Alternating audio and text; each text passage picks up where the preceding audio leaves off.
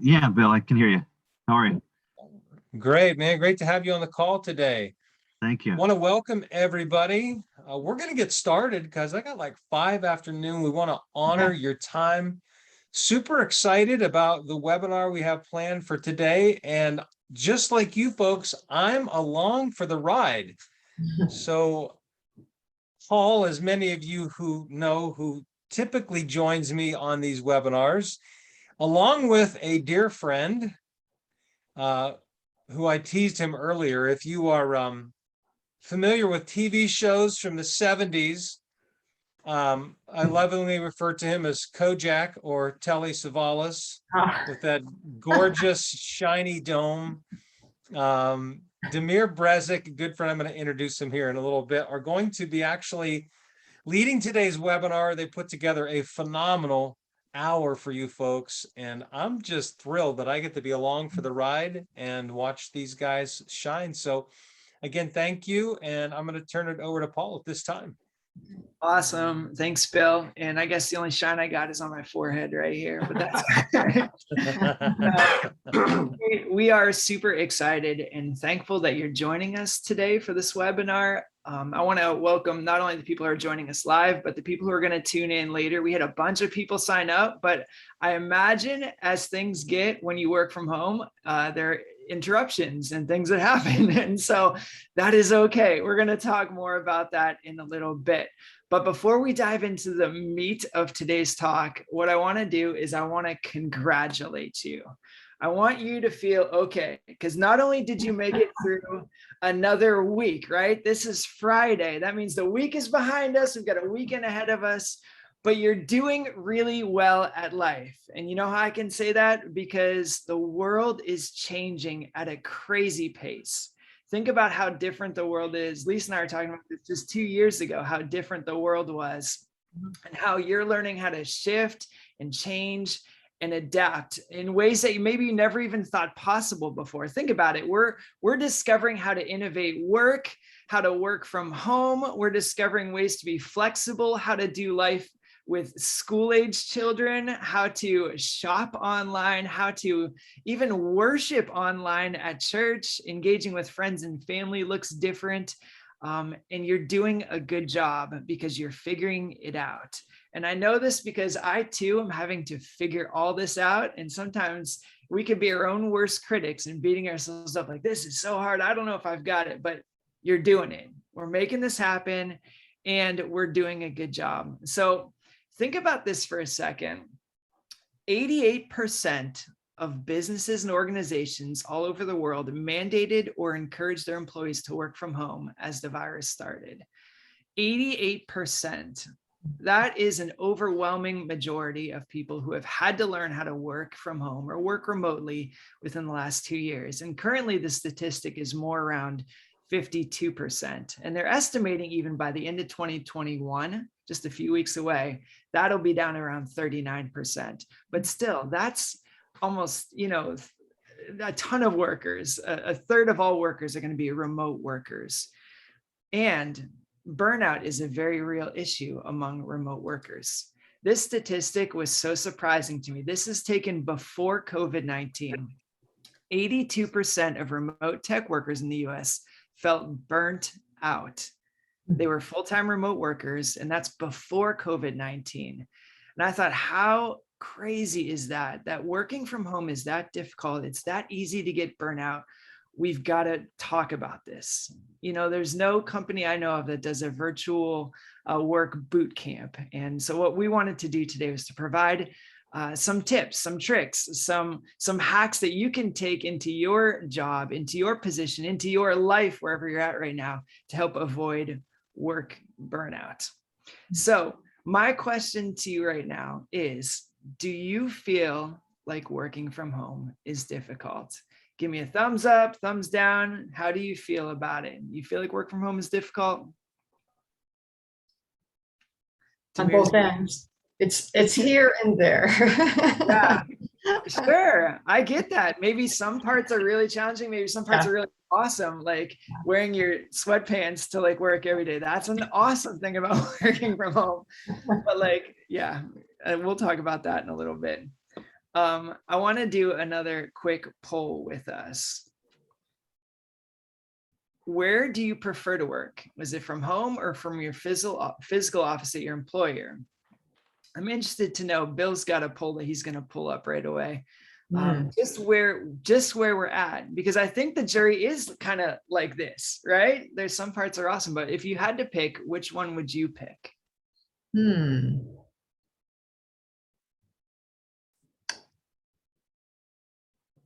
Give it a click if you can.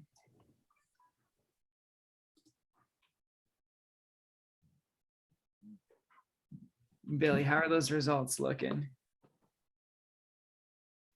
Oh my goodness. That's crazy. So we got 40% prefer to work at home, 40% work at your physical office at your employer, and 20% other, which I think is fascinating. I love that. Well, today, what we want to do with each one of you is we want to give you at least 3 steps you can take to begin thriving when working from home. 3 practical ways to avoid burnout, no matter where you're working. Now, I want to share a story that I shared on one of our recent courses that we taught, but I want to share it again here today. You know, I've been working from home kind of before all the cool kids did. I'm a husband, I'm a dad of 2 little boys, and we moved to Houston, Texas when my wife was offered a job. It was truly her dream job. It was an opportunity that we couldn't refuse. And so I left the job that had a physical office where I was working, and we packed up our whole family in this 26-foot U-Haul truck, and we moved to the Lone Star State, which I'd never stepped foot in prior to moving to Texas. So her job is in promotions at this amazing radio station. And as you can imagine, in promotions, she's out in the public each and every day. She's at concerts, events, sporting games, the rodeo, food shows. She's just everywhere. But that job required round the clock flexibility. So because of her job needing to be available whenever any of these events were going on, I needed to find a position where I could work much more flexibly. So because Bill and I had this awesome relationship going back many years, we decided we would start working together. And 5 years ago, we started pouring into people from all over the country, and recently the world with some work we're doing in Italy, which I think is incredible. But since the pandemic hit, I was already working from home 3 years before that. So my first reaction when my wife was told, hey, you've got to work from home, and my kids are like, we've got to school from home, I was like, yes, I get some company. This is fantastic. Like, I get some roommates during the day while I'm working. And I'll tell you what, that lasted all of about 3 minutes when we realized how like narrow our bandwidth was, not only for internet, but of tolerance for one another working in the same space. And I want to put a picture up of my office crew, because for the last 2 years, my office crew is my wife, who works for Hope Media Group, and my 2 kids, who looked so enthralled at their desks studying virtually, and my dog, who hates people altogether, who does not love the fact that anybody is in this space during the day. But we knew that if we were going to thrive in this environment, we needed a game plan. And we didn't have any precedent set. So it became a bunch of trial and error, as I'm sure it has been for you guys since then. And you know what I know about trial and error? It is not efficient. A lot of times trial and error is like 3 steps forward, 2 steps back, 10 steps forward, 6 steps back. And so what we wanted to do today is to kind of take the error out of the trial for everybody. We want to give you some of the learnings that we've done, not only through our coaching experiences, but from our own personal experiences, and talk about some best practices that each of us can employ as we learn to work virtually, remotely, or out of the office, so that we can all avoid burnout collectively. Now, one of our presenters is an awesome friend of mine. He's a gentleman that's really familiar, maybe to some of you, maybe not, but I want to pass it off to Bill, who wants to introduce Demir. Demir is an awesome guy. He's going to be talking in just a second. Well, there's more to Demir than that gorgeous bald head. And we have a lot of fun banter going back and forth, so don't get too nervous about any of that. But I guess the greatest thing I can say about Demir is he's my friend. don't know many people in life more committed to my success, and I say that without any exaggeration whatsoever, who have been more supportive of everything I've done than this guy. Our relationship goes back to 2015 through work that I was doing at Erie Insurance at the home office. Annie, who's on the call today, was highly instrumental. And I always tell Annie was like an evangelist. Annie is another person who I owe probably most of my success in my business to this person, Annie Wilkerson, who's on the call today. So super honored to have her as well. Annie became evangelist for my programs at Erie, and one of the people that she evangelized was Demir Brezek. Demir ended up coming to one of my classes in 2015 along with the team that he was leading. And that was really just the start of a really cool friendship. I think any course I've ever offered, Demir's been there, which is amazing because I don't think I'm that good. It's more just that he is incredibly supportive. And it's been really gratifying to see his growth and just the trajectory he's been on. He went on to get certified as a John Maxwell team coach in 2016. And he's used his continual growth and learning to be a really effective leader on many levels. So held many roles at Erie Insurance, from a project manager to a supervisor to an IT manager and then a cybersecurity manager. Moved on from Erie. In 2018, became the director of information security for a insurance company in central Wisconsin, where he oversaw multiple teams and turned around their program. And then just recently, this past summer, which was really cool to be part of this journey with him, left his corporate career after signing a number of clients with his own cyber advisory practice. So it's been so cool to see him take the leap into entrepreneurial life in all of its terrifying reality and step out and step into his dream. And to see him living that, also a part of what he does is support us and our business. And we're super honored to have him as a part of our team, and have been talking about this now for a couple months to say, hey, why don't we find a way for you to kind of unleash your skills and your passion in what we do. And so I'm honored. I'm honored to introduce a friend, a committed husband, a Buckeye fan, and someone who's passionate about personal growth and leadership, who knows a lot about leadership, who's led very well, and has been so much a part of our success here. So with no further ado, Mr. Demir Brezek. Demir, welcome. Well, Bill, thank you for that. Very kind words, my friend. Appreciate you. Guys, I'm excited to be here. We are going to talk about engaging your virtual teams in new ways. Yes, this is focusing a little bit more towards the owners, the leaders, the managers, but basically anybody that's leading a virtual team or leading teams today, this is going to be highly valuable for you guys. What I plan to cover is I've done a variety of research across various industries, found a lot of pros, some cons with regards to virtual teams, but also some very practical, and I'm going to apply my own real world aspects and examples of how to improve that engagement. To start with, next slide, there we go. All right, so remember when back pre-COVID, right, when we were all back in the office, and when somebody sneezed, we didn't all panic. We didn't all look for, were they wearing a mask? Did they have sanitizer? Are they socially distant or any of that kind of stuff? And then when you asked a coworker to go and grab some coffee, that actually meant going to a break room. I know that's an odd thing right now for the last couple years, but what that really means now is coordinating time to go to a local Starbucks or a local coffee shop, if you will. Since COVID, there has been a time where in the early days, we as managers, we the folks that were in the corporate setting, we asked our employees to be brave. Hey, you guys will be back soon. You guys remember that. you guys will be back by the summertime, or you guys will be back in the fall. Remember that in 2019.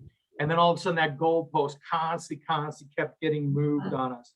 And we as managers, we kept telling you, hey, be brave about this. We're here about your safety. We want to make sure that you're going to be successful. But from that, studies have actually shown there's been a lot of advantages since that time frame in early 2019, where virtual teams have actually moved into that teams rather have moved into that fully remote model. A lot of advantages that companies have shown. Happier employees. Why? They get to spend more time with their families. They're spending more time with their kids. One big thing that I noticed was commute time. I ended up doing research. Commute time pre-COVID, right? Pre-COVID, the average American spent 54 minutes commuting to work each and every day. Today, that's probably seconds or minutes or however long it takes you to get from one part of your house to the other part of the house. Larger companies are actually seeing more productivity levels going up. Cisco Systems, if you're not familiar, they're an IT, more of an IT services support shop. They do routers, firewall switches for larger organizations. And they've noticed a massive savings over the last couple of years of just the shrinkage of their lease space, where they've had an overall savings of $270 million. Talent pools, there's a huge upside now. The access to talent is no longer in that local community or your local market. Folks over the last 2 years have been bringing talent from all over the nation, a true 24/7 model, especially in the operations space. Now, for larger organizations, this has been somewhat commonplace, but for medium-sized and smaller organizations, this is becoming a newer venture and something that operations managers have all tried to get into. Workers aren't taking as many days off. This is the thing that amazed me back when I was still working in the corporate world in 2020. I talked to my management team and had to tell them, tell your folks to take time off. Days off shrank from an average with my team. There was an average of 5 days a month folks were taking days off. That shrunk down to less than one from a statistical perspective across my full team. So we had to start asking folks, hey, you need to start taking time off because we were worried about burnout. Survey results, though, again, for those of us who are in the corporate world or are in the corporate world, we know we live and breathe by survey results, and survey results have never been higher from a loyalty perspective with regards to the company.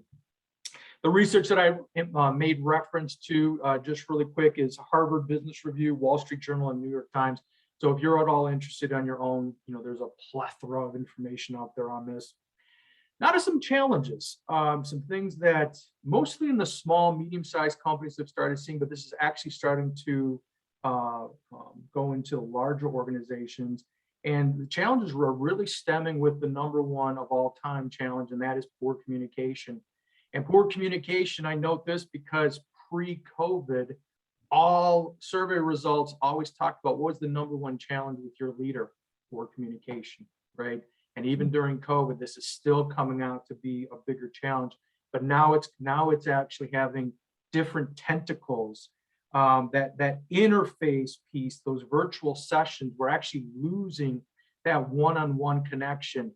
Folks aren't actually showing up on video calls. You just get that blank screen or just the name. And so you have no idea what they're doing on that other side while you're having that call. Are they trying to multitask? Are they working on something else? Or are they just blatantly ignoring what's going on, right? So there are a couple of those types of challenges. And then that's also degraded, right, the overall impact from that team aspect. Just to pause here for a second, you're talking about communication. Been with Bill for a long time and with Paul, and we all know, and any of us have studied John Maxwell, that historically he talks about leadership is all about one major thing, and that one major thing is influence. And as leaders, what is the number one way that we influence our teams? And that is through communication. So these next three challenges all stem from that big problem of poor communication. So these aren't all separate. These are all subcategories that have come from that. But those delegation issues that I've mentioned, one of the tips is as you're having meetings, right, make sure that before you end that meeting, that there's clarity on expectation.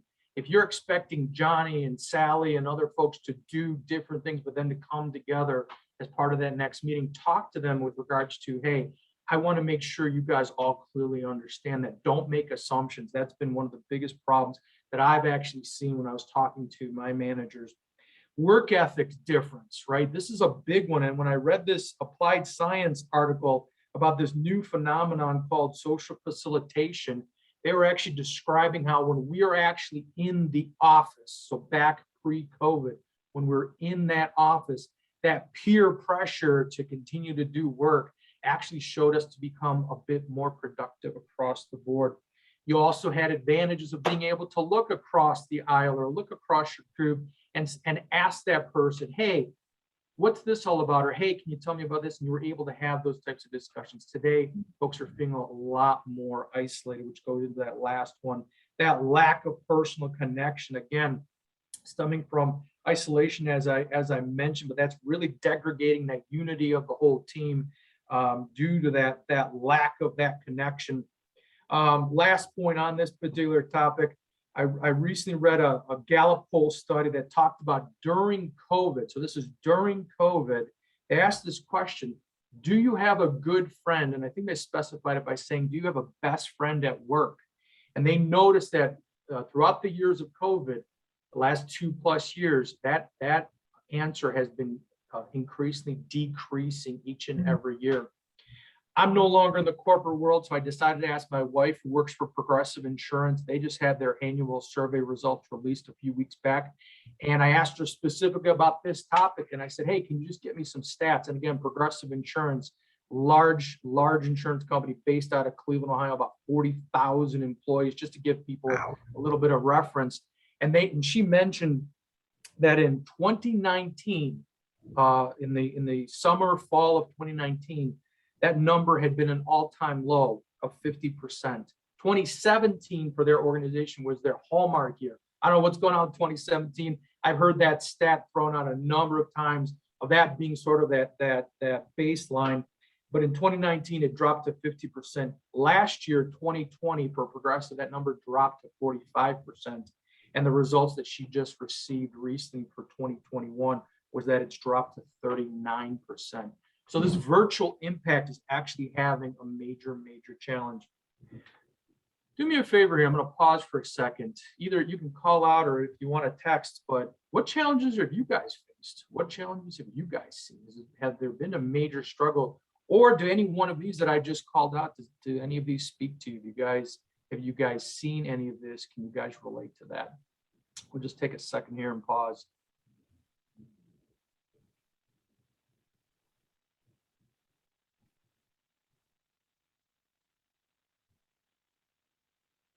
I think the Lisa, biggest one. What's Go that? ahead, John. Yeah, so John Pichette, sorry, I was a couple minutes late to this one, but no, appreciate the opportunity to come together on this topic. Yeah, very important one, very timely. One of my big challenges has been not having the commute. You know, we talk about the efficiency of that time, and my time was right along with the average. It was about an hour. But not having that mental separation, 30 minutes each way to either kind of ramp up and ramp down has been pretty challenging. You know, especially I can hear my office is in the basement. I can hear the kids screaming upstairs, or stuff going on upstairs. And it's like, okay, 10 seconds up, and then now you're in a brand new environment, and that's been doing that full time was quite a challenge in particular. So pros to not having that hour commute, but some cons, in terms of the separation. Sure. Some additional challenges on the next slide. So this was something that had formerly been seen mostly in the mid-sized organizations, but is now creeping into larger organizations, and even smaller companies are starting to see a lot of these problems. And that is that teams are being forced to operate. They're forced to operate with an assumption of trust. Now, as a former project manager and somebody who used to manage project managers and now managing IT and most recently cyber teams, I found this the strangest one of all the research results, where there's this assumption that you are just going to be doing your work. That time commitment, that ownership, that overall accountability is now being placed on on workers. And in some cases, they're actually now starting to see some ramifications for not meeting certain commitments. Virtual teams are actually starting to see silos are being created rather than having those collaborative results like we used to have, where post meetings groups would just gather together. Folks would come together after they got out of the meeting and saying, okay, hey, let's just make sure we understand this. That all started dissipating. Again, we don't have that. One-upmanship is starting to become a big thing, a bigger reality. Just another couple of things just to close on this. From a virtual team standpoint, not only those silo teams, but a big part of that is the social isolation that I referenced earlier. And the other aspect is there's a lot of conflicts that are starting to come about with these virtual sessions and those assumptions that I earlier talked about. Time zone challenges, folks are having major impacts. Folks are no longer just in that space that they're at or in that time zone that they're in, whatever city they're in, because the locations now has been degraded all throughout the entire nation, all major time zones. And then the cost of a technical challenge, that was a big one, that third one from the bottom that hit my company. So in 2019, right in the grips of COVID, we actually had to put all of our major initiatives on hold. And the reason being is the organization I was part of, we were a huge Zoom shop. But at the time, we had only used Zoom very, very sparingly. And when all of a sudden COVID hit and we had to go remote, Zoom started crashing.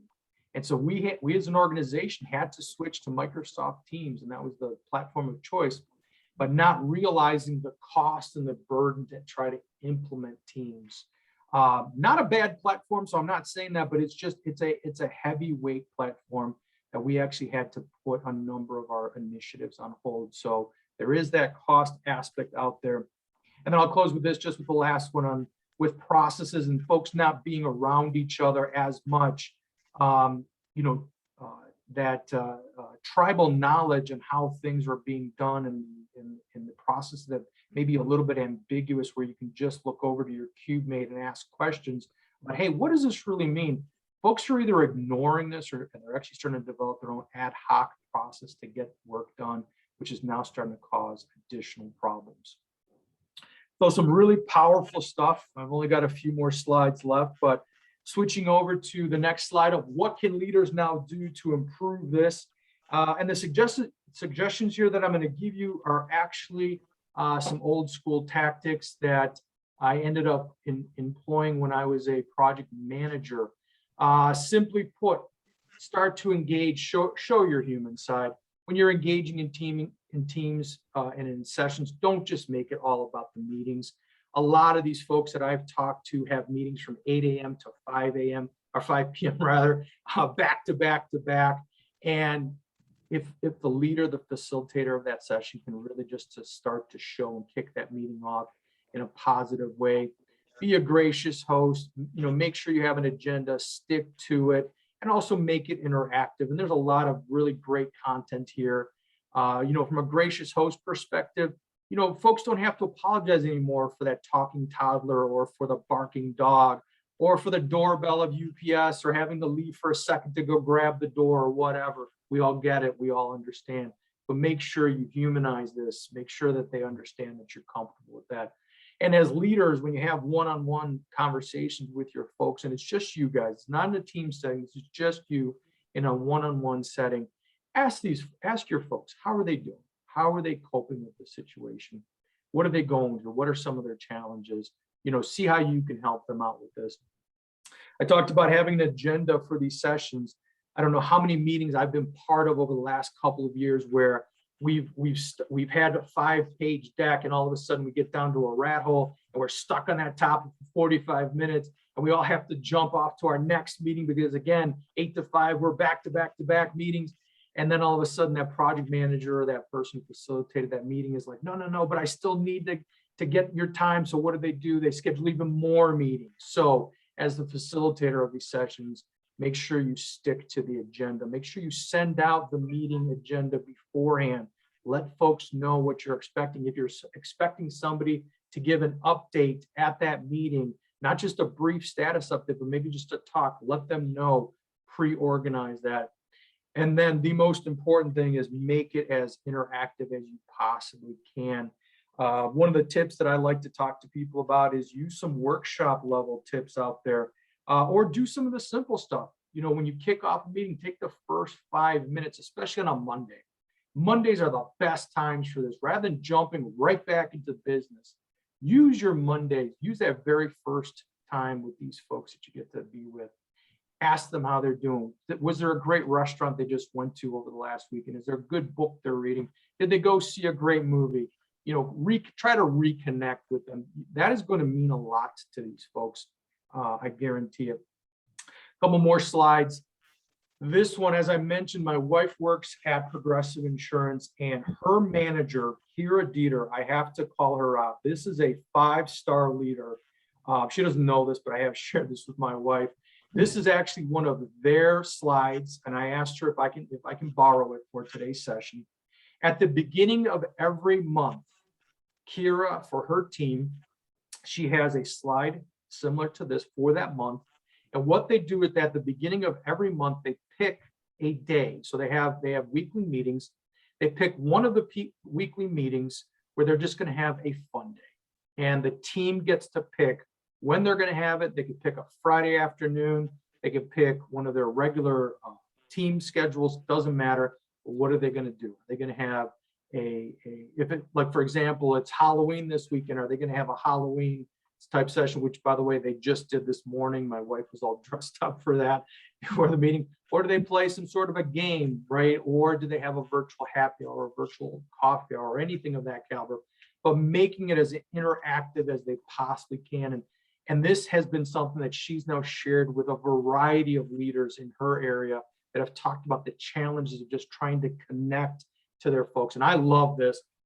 This was something when I saw a few months back that she was constantly doing this, and every month she was updating and putting time and spending time and being purposeful about this, and then allowing the team to pick and choose which one of the sessions of their 4 sessions that month did they actually want to have to do something fun.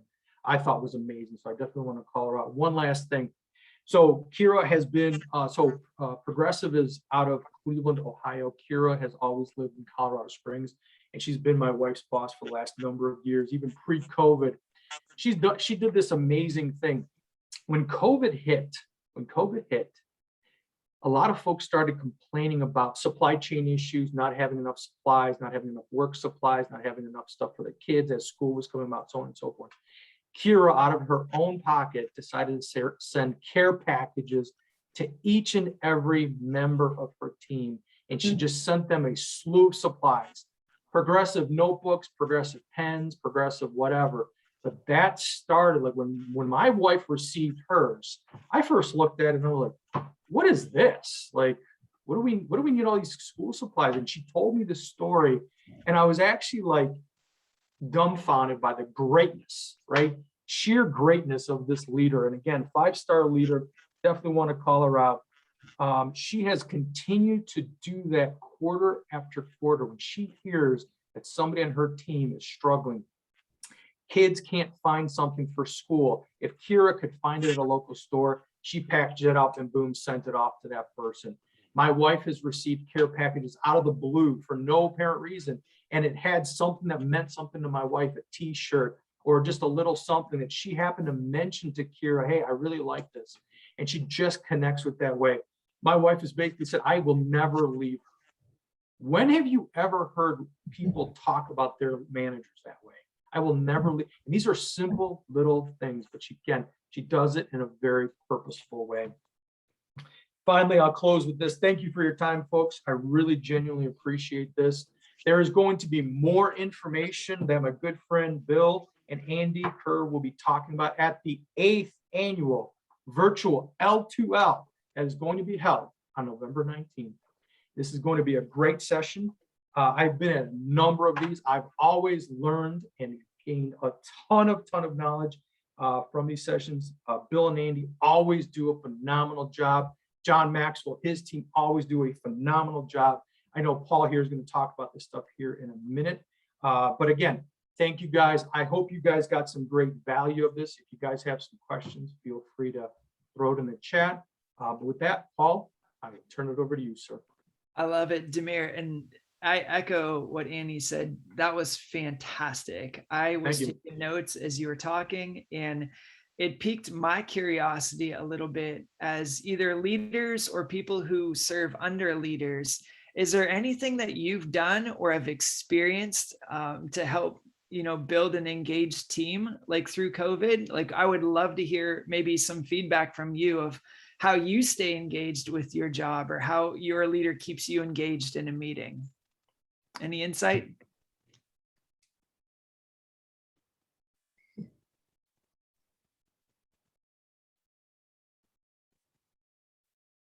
It's Friday at noon. Yeah. Are we all just trying to stay engaged until 5? I just like the human element of what Demir talked about. And I don't know how many times I've done this year, but one of my favorite reads of the year of COVID, we actually sent care packages to a lot of our clients during COVID. And we sent them a roll of toilet paper and a book by Henry Cloud called Boundaries for Leaders. And where was it? Paul put together a note. What did the note say, buddy, in this little? Something like, I know we're in some crappy times, but I hope this helps. So that was the purpose behind the toilet paper. And then also you've got some good reading material, when you're using the restroom. So but a big fan of Henry Cloud. And the one quote from his book that I've shared is like my top quote from last year's. He says, as a leadership coach, one thing I continually ask myself when working with leaders is, does this leader lead in a way that is compatible with humans? And every time I say that, it just makes me laugh because so many leaders don't understand how humans are wired, and they're leading in a way that is not in harmony with how humans, they themselves are humans, and yet they don't understand what our needs are as people. And I think, hearing you share that story of that 5-star leader, Diane's boss, you see a leader who gets it, who understands the human element. And when you do that, you create such an unbelievable loyalty and bond that people will go through walls for you because they feel felt. They know that you care. And one of the things I think that is truly unique at a whole new level with regard to working from home, we don't realize what people are dealing with as leaders. We don't realize just how hard they're working. We don't realize the stress they're carrying from dealing with multiple now responsibilities. I had one gal in our Eliminating Procrastination course said, home used to be a place where I went for sanctuary to kind of get away from everything. And she said, now it's just chaos because my kids are there and I have no place where I can go and just like disconnect and rest and recharge. And you could just see how significantly this had impacted her life. And yet I also had the sense that her leader did not understand that it becomes so much just about the work and you lose the human element. And so what she's doing to recapture the human element, I tell people, I'm a huge fan of don't give me a virtual background. I want to see you and all of your humanness. You don't have to be perfect when you jump on this call. I want to know. We had yesterday, one of my classes, a lady, for the first time, she had her camera on and her German Shepherd walked in. So we had a conversation about Angel, and this is obviously something that's an important part of her life. Well, let me see you, let me see your life, let me see the things that matter to you, and let me connect to those things. And I just think it requires a whole new level of intentionality with people now that wasn't necessary before, because you could do a lot of these things more organically and naturally, whereas now you have to plan these things. You have to be intentional. It almost has to be part of how you think about and plan your week. What are those key intersection moments I'm going to create to connect with the people on my team? So I was just really impressed with how she leads. Oh, and I'll piggyback on that, going back to what Demir said, people struggle with a lack of personal connection. We struggle with social isolation. Our schedules are very populated, but our lives are very empty.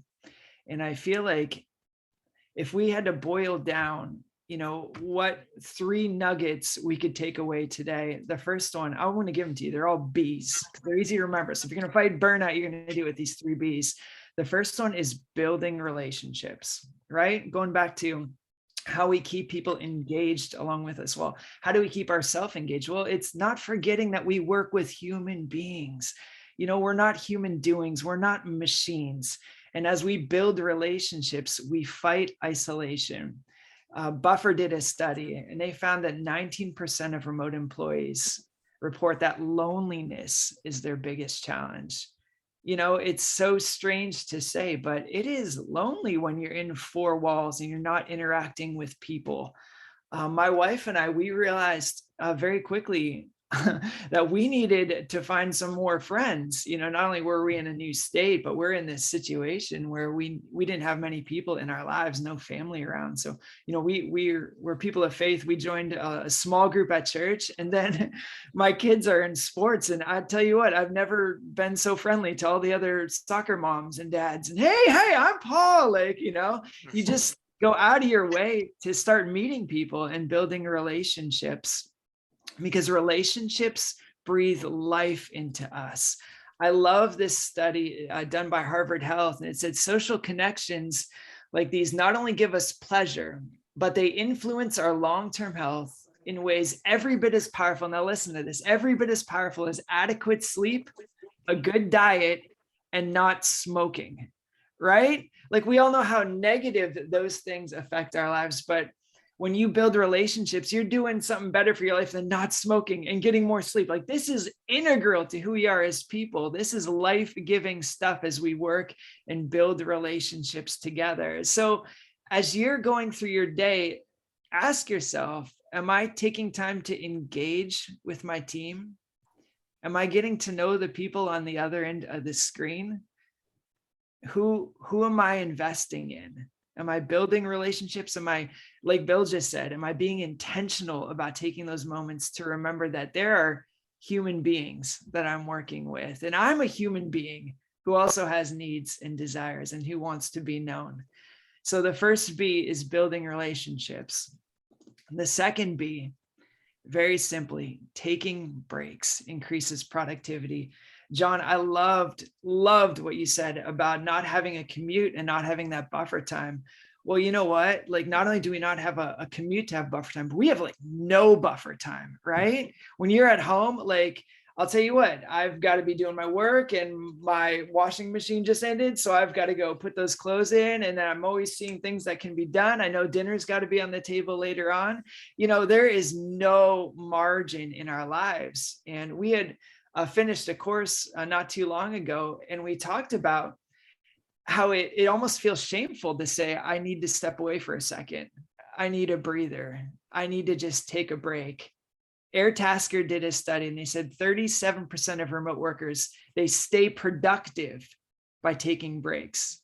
Now, how funny is that? You got to stop so that way you can be productive. Yet, do we often give ourselves the grace and the space to step away for a second, to rest? So maybe you're like me and you need some thought joggers of how to actually do that, how to take a break. Well, these are our 4 little hacks. The 20-20-20 rule, right? When I think of 2020, I think of my eyesight, okay? So 20-20-20 says for every 20 minutes that you spend in front of a screen, you look away for something that's about 20 feet in the distance, and you do that for 20 seconds. And as scientists have shown that resets the brain long enough to renew your focus, to give you some renewed perspective. And it's just, 20 seconds worth. And you can get a 20-second break and have a completely new perspective. Especially, you can reset your eyes so you're not going crazy all the time. How about shortening your meetings, right? All of our meetings are usually a half hour or an hour. Well, why not make them 25 or 50 minutes and take that 5 minutes or that 10 minutes at the end of the meeting just to sit? Go look outside. Go ask your neighbor how they're doing, right? How about scheduling breaks, putting it in your calendar before your calendar fills up, right? If you don't make it happen, it's not going to happen. No one's going to schedule a break for you. And if you're sick, don't work. You know, Demir talked about the statistic of people who didn't take time off. But listen to this. According to a report by Robert Half, 57% of employees sometimes go to work when they're sick, and 33% always go to work when they're sick. That's almost 90% of people working when they're sick. That's being sick is your body telling you, you need to stop. You need to rest for a second. So take that space for yourself. Don't feel guilty about that. Take a break. The last B is setting boundaries. It's one of the ways in which we keep our home life and our work life separate. One more statistic for you. Excuse me. Having set work hours is the most effective way to stay productive for 33% of telecommuters. You know what? Our work life and our home life, they bleed into one another. They bleed so easily. You know, it's always just a second, I need to check this email or respond to this person real quick, or my cell phone's ringing right in the middle of dinner. Let me just grab this real quick, right? If we don't take time to set boundaries, those boundaries aren't going to get set. And I'll tell you what, life looks a lot more healthy and life looks a lot more sustainable if we're setting those boundaries. When am I working? When am I not working? Where am I working at in my house? Where am I not working at in my house? Those are simple things that we can do. Like, John, I love your office is in your basement. My office is in my bedroom. It's kind of an awkward place to have an office, but like in this little zone right here, this is where I do my work. I don't do my work on the kitchen table anymore. I don't do my work in my kids' area. That's crazy. No one should ever do their work there. But, you know, we have to set boundaries to avoid burnout. So to recap my 3 B's, build relationships, take breaks, and set boundaries. And just for the fun of it, and because we have about 7 minutes left, I'll throw in a 4th. Buy a ticket to Live to Lead. We've got an amazing conference coming up that Demir teased earlier. It's coming up on November 19th. Both Bill and Andy are going to be talking, and they always do a phenomenal job. And this year, they're going to be talking about ways to keep your team engaged, ways to avoid burnout, ways that we can make life work in this new paradigm that we're all living in and working in. And not only will you get to hear these amazing local celebrities in Bill Cox and Andy Kerr, but check out this lineup. John Maxwell, just like the last 8 years, will be there. And I've got a preview of his talk, and it's phenomenal. He's talking about the #1 leadership book of all time, The 21 Irrefutable Laws of Leadership. And he's going to hit it home because he wrote that book some 20 or 30 years ago. And he's going to talk about the 2 laws that have really resonated with him for this 30 years and even adding to them. Jamie Kern Lima, I don't know if you know her. Give me a thumbs up if anyone's ever heard of Jamie. She's been on a ton of television shows. She is a self-made billionaire. She had a dream to have a cosmetics company and developed her own products in her living room, ended up selling them to L'Oreal for $1 billion and became the first female CEO in the brand's history. She is incredible and her story is phenomenal. And Valerie Burton, her company provides coaching and training and resilience training. She's served every country in the world, just about all 50 states. She's written 13 books. She's always on Good Morning America. She's a phenomenal speaker and is incredibly motivational. Jeff Henderson, he was named by Forbes magazine as one of the top 20 speakers that you shouldn't ever miss. He wrote a best-selling book called Know What You're For. And he's a genius thinker that talks about how the culture of business is changing. It's no longer how good of a company you are, but what do you stand for in your community and what kind of good are you doing in the world? And his talk was out of this world. And finally, Ed Milet, he's a motivational speaker. He's spoken with Tony Robbins, John Maxwell, Phil Knight. He's one of the best motivational speakers in the world. He's got a really phenomenal story, and he's going to share his story of going from nothing to having a dream of being someone himself. And I don't want to give it all away, but I want to show you a quick preview video so you can get a better idea of what we're going to hear at Live to Lead. Every one of you have a journey to take. Your first step is your most important step. You don't go up to the top. You grow up to the top. You are one decision away from shifting your life from where it is right now to a totally different place. So often our setbacks are setups. It's just hard to see it at the time. What if you interrupted that pattern of thinking and simply said, what do I want? That takes your energy and focus off of the problem and begins to focus you on a solution.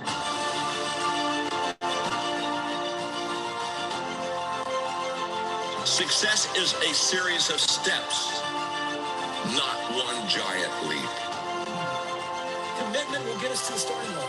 Consistency will get you to the finish line.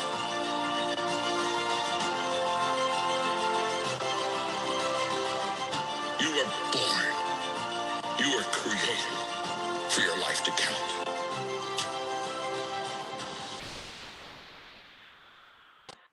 I love it. I don't know if that gets you excited. It gets me pumped. And not only do you get to hear all those phenomenal speakers, but there's a bunch of bonuses. Anybody who purchases a ticket will get to watch and rewatch the entire event for 72 hours afterwards. So even if you're busy on the 19th and you can't tune into the 20th or the 21st, you can watch and rewatch it all weekend long. You get access to multiple talks the day that you purchase your ticket. The whole portal will unlock of past Live to Leads, and you'll be able to just be inspired through those talks up into the event. You get a digital event workbook. You get to take online notes during the meeting. You get access to incredible content wherever you are at if you can get your digital ticket to Live to Lead. And not only that, but we've got a live chat bar function that we're going to be running throughout the time. So just the people who are part of our event will be networking and interacting with one another. And we sincerely hope that you'll be able to join us for that event. If you're wondering about how to get tickets, BillCoxCoaching.com. Every ticket is just $79. And it is a great way to make an investment in yourself. I want to challenge you. We've got 2 minutes left. When was the last time that you took a day just to invest in you? You know, you are worth it as a person. And as we've talked about, building relationships and taking breaks and setting boundaries, you know, you are at the core of that. And you know what I know, and that is the oxygen mask principle, that as we take care of ourselves, we find renewed strength and energy to continue taking care of everything else that needs to be taken care of around us. So you are worth the investment. And I want to encourage you, even if you don't come to the conference, to continue to invest in yourself, to never stop growing, and to know that you're making an awesome difference in a crazy season that we're all living in today. So does anybody have any questions for Bill or for Demir or for myself?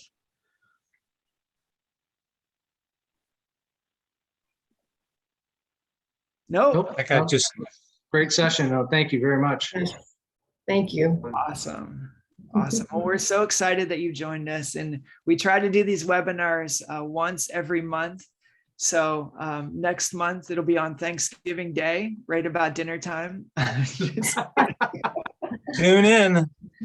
Tune in, turkey time with Bill Cox. Just kidding. No, but if you're part of our email list, then you'll know when the next webinar comes out, and we truly hope that you'll join us. And big thanks to Demir Bresic, who killed it today, brought a ton of insight to us. So thank you to Demir. Thanks, guys. Thank you. Thank you, everybody. Great having you on the line today. It's good to know that you can come and find value in these. And, I just will close with this, in our business, we're all about inspiring and equipping great people to live a legacy so that they can leave a legacy and show the way for the next generation. And when you're working in a work from home environment, it's easy to kind of get disconnected from the greater purpose of your life and just kind of get consumed with the everyday. And it's one of the reasons why we like to do conferences, because kind of like Paul talked about before, is just like kind of disconnecting and finding time to invest in yourself, to putting that oxygen mask on, to re-inspire the vision for your life, that you were put on this earth for a purpose that is beyond yourself, and that there are people in the world who desperately need you to live into that purpose. And it's easy to get discouraged by life, by just the mundane, everyday challenges of life, and to allow life to just kind of suck the energy and vision out of us and cause us to disconnect from that greater purpose. So I hope that Live to Lead can be that for you folks. We'd love to see you there on the 19th. And once again, thank you so much for being part of our day. Thank you. Bye, guys. Have a good day. Annie, great to talk to you again, Annie. Take care of yourself. Thank Say you. goodbye. Yeah, goodbye. Bye, everybody. Thanks, Bill. You bet.